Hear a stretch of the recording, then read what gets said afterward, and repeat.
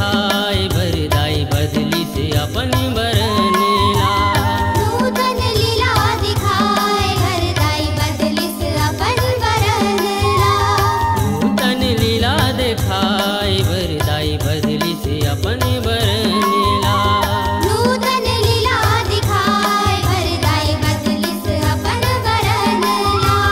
बदली से अपन बरनेला दाई हो।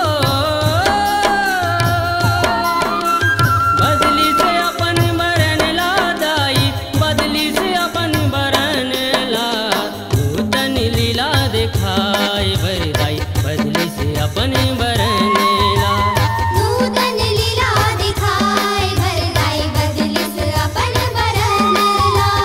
नूतन लीला दिखाए वरदाई बदली से अपन बरनेला। नूतन लीला दिखाए वरदाई बदली से अपन बरनेला।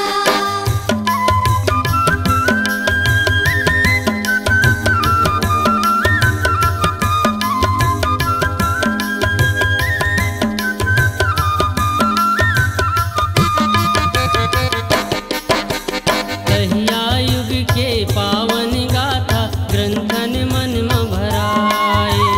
रणभुइया में आके दाई तय संग्राम मचाए।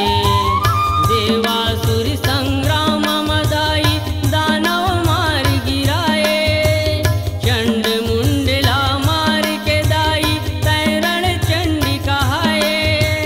देवता मन के अर्ज में दाई हो।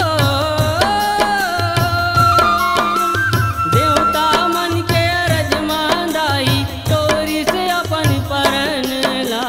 नूतन लीला दिखाए वरदाई बदली से अपन बरनेला। नूतन लीला दिखाए वरदाई बदली से अपन बरनेला।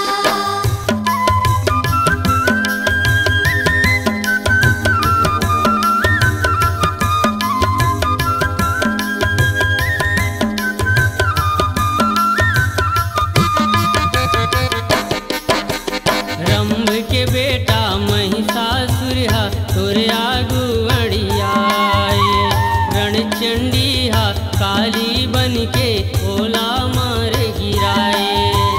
तीन लोक औ 14 भुवन मा तोरे ध्वजा लहराए। ज्ञानी सुघर सृष्टि बर नूतन लीला रचाए।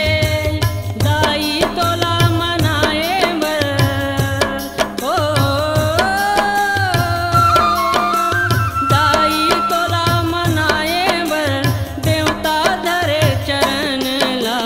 नूतन लीला दिखाए वरदाई बदली से अपन